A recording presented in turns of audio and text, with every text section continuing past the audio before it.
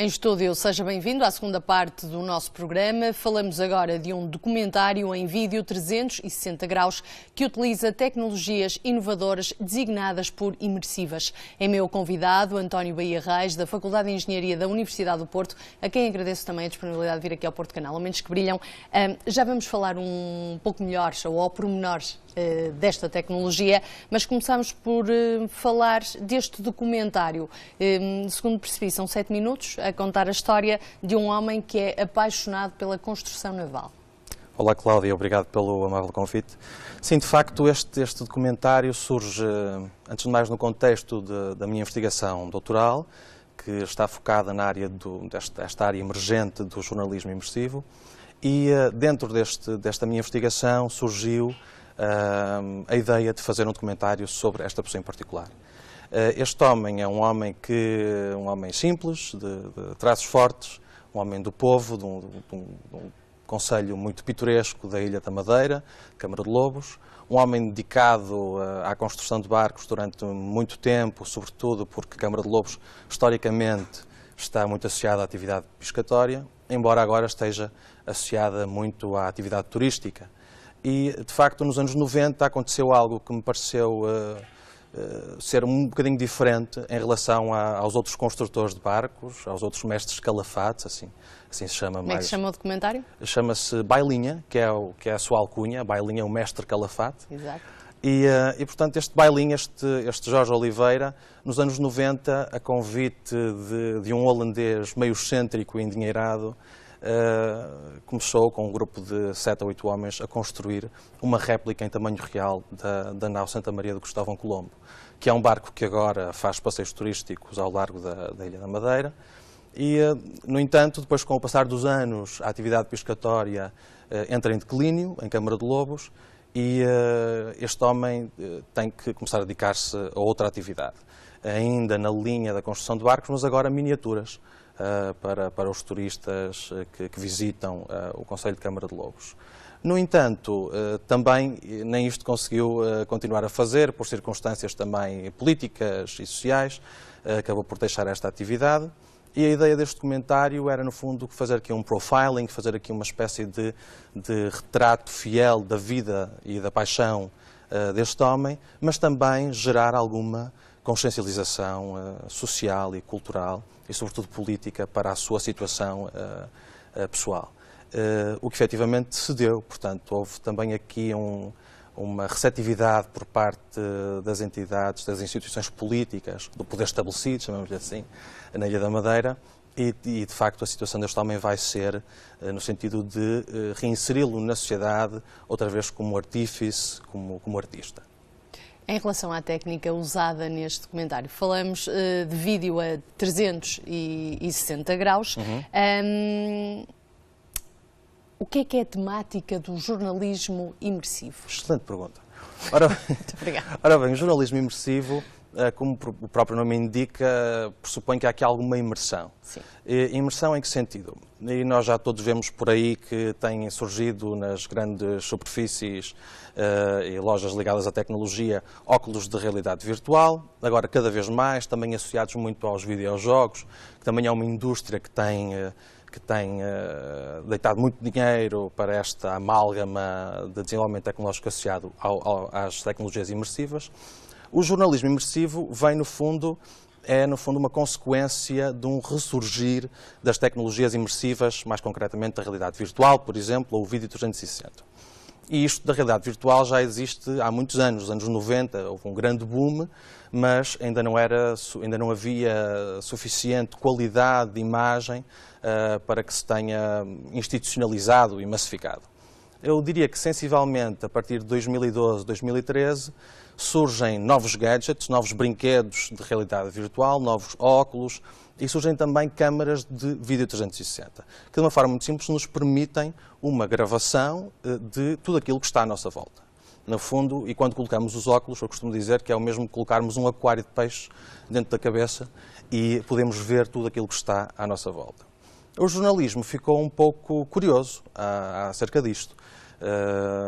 Isto porque, e eu costumo dizer que os jornalistas, alguns, os que estão mais ligados à tecnologia, começaram a ter aqui um brinquedo novo para fazer algo diferente. Claro que depois também há aqui questões éticas que podem surgir e que eu também falarei disso já a seguir, que são muito importantes relativamente às práticas jornalísticas, à deontologia, etc. Mas, basicamente, o que aconteceu é que algumas redações um pouco por todo o mundo começaram a fazer uso destas câmaras de vídeo 360 para contar histórias que, de alguma forma, numa fase inicial, quando se deu o boom, não tinha muita lógica, na minha opinião, como investigador, no sentido em que se faziam reportagens em vídeo 360 sobre tudo e mais alguma coisa, mas a partir eu diria, dos últimos 2, 3 anos, começaram a aperfeiçoar algum workflow nas redações. E aqui nós falamos de um conceito que é muito importante quando se pensa em construir histórias em jornalismo imersivo, que é a lógica da narrativa espacial, ou seja, tudo aquilo que está à minha volta tem que ter, de certa forma, alguma lógica e ter algum interesse para o utilizador, para quem está a experienciar a notícia. É lógico que a realidade virtual, voltando aqui um bocadinho atrás, sim, o público sente mais a narrativa. Praticamente toda a gente já pôs uns óculos, mesmo uma geração anterior punha aqueles óculos e sentia de uma forma diferente, se calhar, essa narrativa. Sim. Isto em relação, digamos, ao documentário, sem entrar muito na perspectiva da notícia pura e dura e no jornalismo puro e duro. E depois sim, aí vamos falar um pouco das questões éticas. É importante o público sentir mais essa narrativa, é totalmente diferente a história contada? Ou um pouco diferente, sem dúvida. Há aqui várias pontas do lençol, ou seja, uma delas é efetivamente há alguns estudos e algumas conclusões que eu já, pré-conclusões, para ser mais honesto cientificamente, da minha investigação, que me dizem que efetivamente há uma maior aproximação emocional às histórias. No sentido em que dá-nos basicamente aquela sensação de estarmos lá, não é? Como se lá estivéssemos na primeira pessoa, portanto é uma experiência na primeira pessoa. Portanto, do ponto de vista do uso destas tecnologias para contar histórias de forma diferente, que nos dão uma perspectiva diferente daquilo que estamos a ver, parece-me muito bem.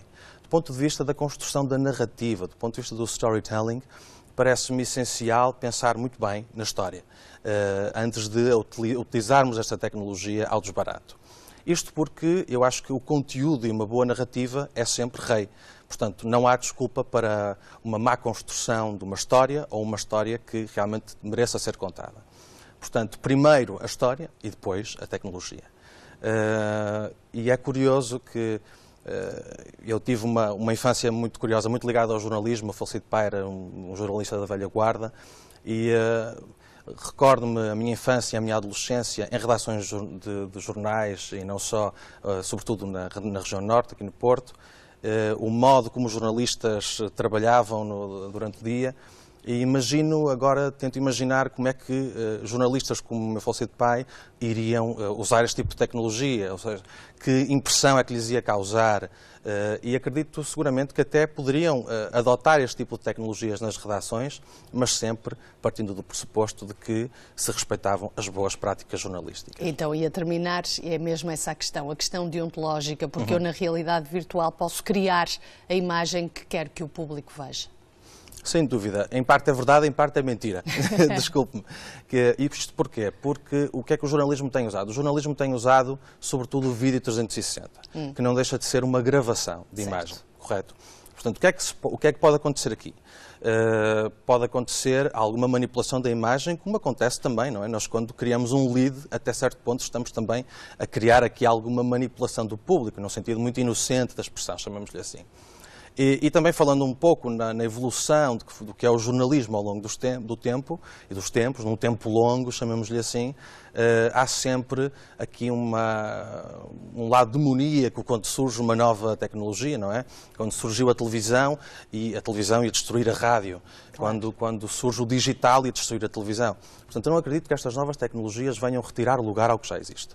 Podem sim, em contextos muito específicos, ser complementares, no sentido de dar uma perspectiva diferente de uma informação que já é vinculada de forma tradicional. Do ponto de vista da ética jornalística, eu costumo dizer que a questão ética parte sempre de quem a faz. Portanto, a Câmara não tem vontade própria, ou seja, se há aqui uma boa prática jornalística de raiz, numa instituição que já tem uma tradição bem estabelecida de fazer bom jornalismo, não vai ser uma nova tecnologia que vai retirar essa capacidade de produzir boas histórias para o público. António Bahia Reis, muito obrigada, uma conversa muito agradável. Obrigada pela sua disponibilidade. Obrigado. Termina por aqui